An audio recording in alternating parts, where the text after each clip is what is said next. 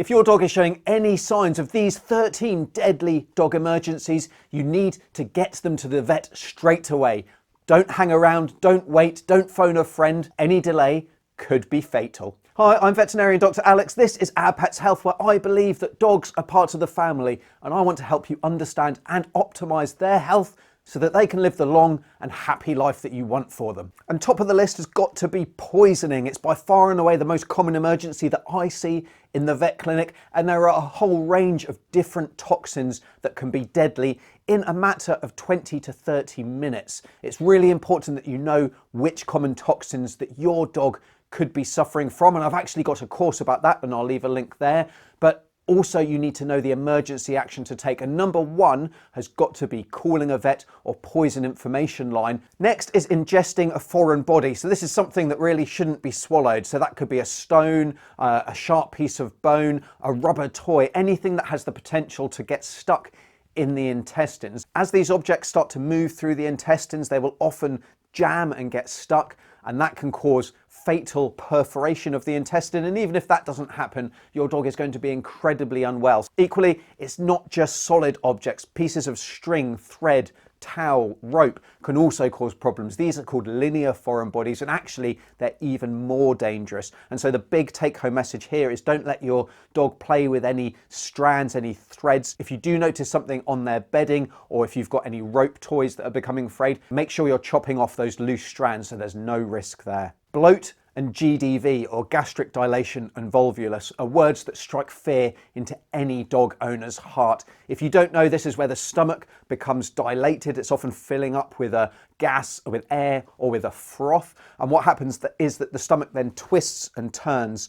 That then becomes necrotic. It starts to die. And if your stomach's dead, there's not much chance of surviving. Now, actually, with prompt treatment, the prognosis is really good. About 70, 80, even 90% of dogs will survive this condition, but they do need emergency surgery and they do need to get to the vet straight away. Heat stroke is the next deadly emergency. It's something that will often happen actually in unseasonably warm days. So we'll often get cases of this in spring, where a really hot day comes out of the blue and your dog hasn't had a chance to acclimatize, and you maybe don't feel that you need to take the precautions that you would in the heat of summer. But heat stroke can be rapidly deadly. It's really important here that you actually take steps to cool your dog. If you do this before you get them to the vet, while you're getting them in the car, or while they're being transported to the vet clinic, their chance of survival is so much higher. Bleeding is next. Now, clearly, if your dog has a wound and it's pouring with blood, then that's going to be a real threat to their life.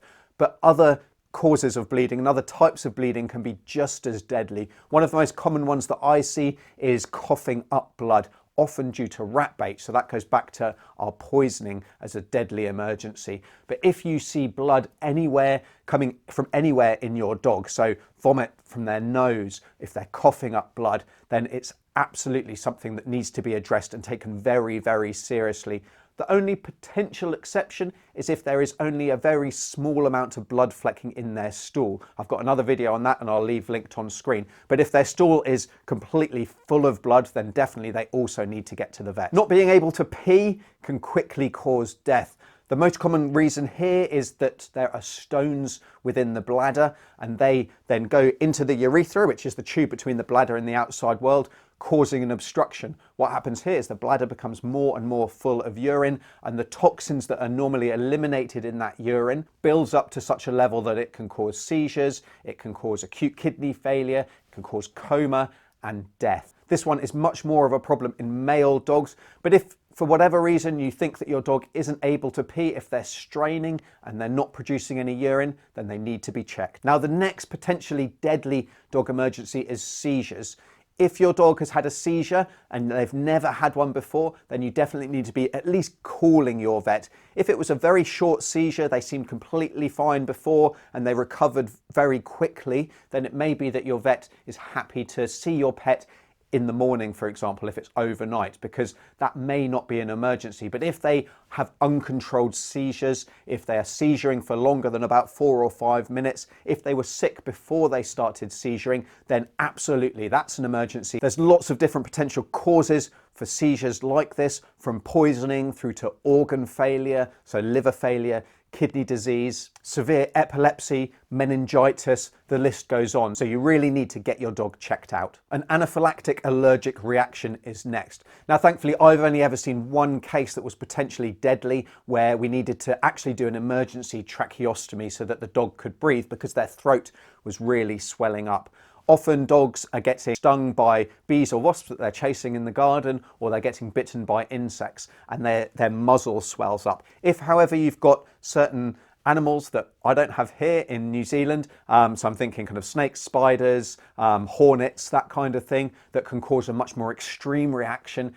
If there's any swelling of their airways, then they absolutely need to be seen straight away. But equally, anaphylaxis can affect the whole body, and that can cause really life-threatening situations where we need emergency treatment, much like a human with a peanut allergy would have their EpiPen carried at all times. It can work so quickly. Being hit by a car on the road is the next deadly emergency. There's so many different types of injuries that can happen from this, from broken bones, diaphragmatic hernias, where the diaphragm, so between the chest and the abdomen, that becomes ruptured, through to other hernias, through to head trauma and brain swelling. There's all kinds of different ways that your dog can be killed if they're hit on the road. So even if they just seem to be clipped by the car in the driveway, they need to go to the emergency room, because it's amazing sometimes the amount of damage that can happen from a seemingly small incident.